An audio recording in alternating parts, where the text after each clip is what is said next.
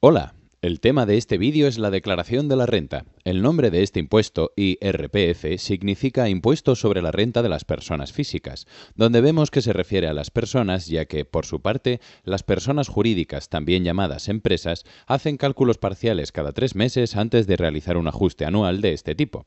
Y la palabra renta se refiere a todo aquel dinero u otras opciones equiparables al dinero que hayamos recibido durante el año, es decir, el sueldo del trabajo, herencias o, por ejemplo, unas acciones de una empresa que nos han regalado o un premio de un concurso. Este es un procedimiento que realizamos con las oficinas de Hacienda normalmente los meses de mayo a junio, pero este cálculo siempre se realiza por periodos anuales naturales, es decir, desde el día 1 de enero hasta el 31 de diciembre del año anterior. En esta operación se calcula lo que debíamos haber pagado en ese periodo de un año y, por otro lado, los impuestos que ya fuimos pagando durante ese mismo periodo. Puede que ya hayamos pagado de más y por lo tanto nos devolverían dinero, o bien que aún no hayamos pagado suficiente y tengamos que aportar más en forma de impuestos para ponernos al día. En primer lugar, queremos aclarar quién está obligado a presentar la declaración de la renta. El primer motivo para esta obligación es ganar, por rendimientos del trabajo, más de 22.000 euros al año. Hay una situación especial para este caso que ocurre cuando durante el periodo anual al que nos referimos hemos tenido dos pagadores. Esto pueden ser dos empresas diferentes, o una empresa y después el paro, o viceversa. En este caso, Hacienda tiene un cálculo algo complicado. Si de los pagadores que hayamos tenido sumamos los importes del segundo y siguientes y resulta menor de 1.500 euros, entonces el límite será igual que el anterior para todo el año, es decir, 22.000 euros. Pero si sumando desde el segundo y siguientes pagadores resulta mayor de 1.500 euros, entonces estaremos obligados si el total anual es superior a 11.200 euros solamente, y superarlo obliga a su presentación. Si recibes rentas diferentes al trabajo, como una casa alquilada u otros, es muy probable que estés obligado a realizarla en cualquier caso. Es importante el concepto de dos o más pagadores porque una pensión tras un divorcio, si uno de ellos no trabajaba, o bien, la más frecuente, la pensión de alimentos para hijos, hace que la persona que la recibe tenga dos pagadores, es decir, empresa y excónyuge. También es interesante que sepáis que la obligación o no de presentarla y que el resultado sea pagar o devolver son totalmente independientes.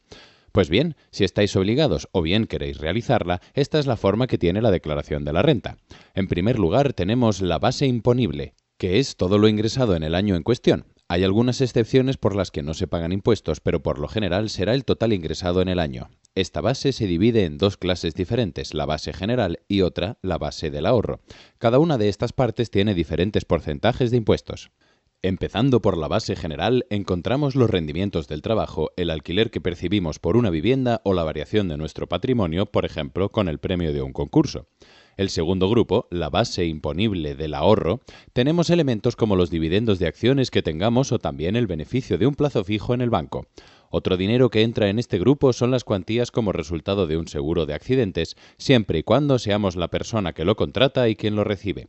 Sería otro caso, por ejemplo, si el seguro es de vida a nombre de otra persona y al fallecer yo recibo el dinero y por lo tanto entraría en el grupo de la base general. Incluye también algunos tipos de variación del patrimonio, como por ejemplo una casa que vendemos si la misma la adquirimos con más de un año de antelación a la venta de la casa. Es importante una aclaración sobre las palabras escritas. Existen dos palabras muy parecidas que cotizan cada una en un grupo.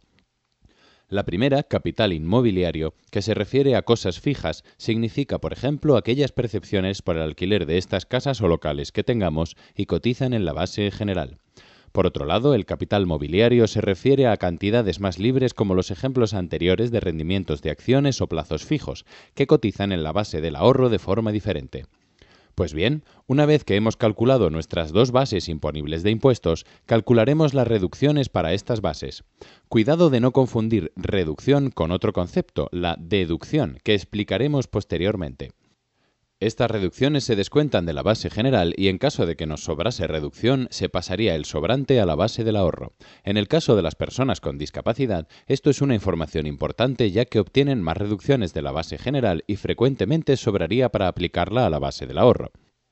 Otras reducciones son presentar la declaración conjunta con el cónyuge, reducción por hijos menores de 18 años o discapacitados, el dinero que aportamos a un plan de pensiones, a grupos políticos, sindicatos, ONGs y asociaciones. Por último, las pensiones que pagamos tras un divorcio también son una reducción. Las bases imponibles menos las reducciones dan como resultado las bases liquidables, tanto general por un lado como del ahorro por otro.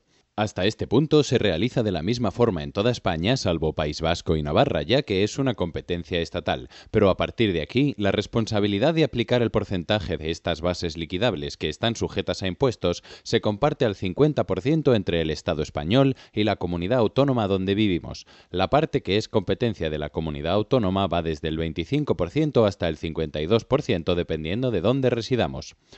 Una vez efectuados estos porcentajes, tendremos dos cantidades, recordemos, una general y otra del ahorro, que sumaremos resultando la cuota íntegra. Aquí llegamos a un concepto bastante polémico de la declaración de la renta, que son los tramos fiscales. Esta cantidad que calculamos paga diferentes impuestos dependiendo del total que hayamos ganado. En primer lugar, hay una cantidad que recibe el nombre de mínimo familiar y personal, que es lo que necesitamos para vivir dependiendo de nuestra situación personal y familiar, que variará en las diferentes zonas de España. A partir de aquí, el segundo tramo por el que pagamos impuestos será el porcentaje más bajo. El siguiente tramo tiene un porcentaje algo mayor, donde solo se aplica a la cantidad que sobrepase el límite anteriormente citado, y así ocurrirá en los siguientes tramos con porcentajes en aumento. Por último, nos queda restar las deducciones. Existen diferentes deducciones, tanto estatales como autonómicas, como la deducción por adquisición de vivienda u obras, alquiler para menores de 35, u otra muy importante para vosotros, la deducción por discapacidad. Existen dos deducciones para la discapacidad. Una de ellas es solo por ser una persona con discapacidad y otra por ser una persona discapacitada que trabaja activamente. Observar en vuestra declaración de la renta que están marcadas ambas si trabajáis o al menos una en caso de desempleo. Tras las deducciones tenemos la cuota líquida, diferente de la base líquida anterior, ojo. Esta cantidad, la cuota líquida, es lo que debemos pagar por nuestros beneficios de ese año. Ahora bien, es posible que hayamos pagado esta cantidad, por ejemplo, con el IRPF de nuestra nómina. Pero muchas personas sordas tienen en sus nóminas un 0% de IRPF y, por lo tanto, es muy difícil que ya hayamos pagado de sobra y que nos devuelvan dinero. En el caso de que nos toque pagar, significa que durante el año en cuestión no hicimos pagos suficientes y, por lo tanto, debemos ajustar cuentas. Un detalle importante es que la cantidad que aportamos de impuestos al gobierno es la cuota líquida y no el último resultado donde dice que tenemos que pagar o que nos devuelven dinero. Pues bien, esto es todo sobre la declaración de la renta. Como siempre, aquí os dejamos el link en el que nosotros os necesitamos a vosotros. Queremos saber qué temas os interesan y conseguir que la cultura y las personas sordas estén dentro del mismo signo. Pinchando aquí podréis ver cuál es la temática de las siguientes semanas y podréis aconsejarnos qué temas os gustaría que tratásemos en nuestro programa. Por favor, si todavía no has hecho clic en suscribir, te lo pido.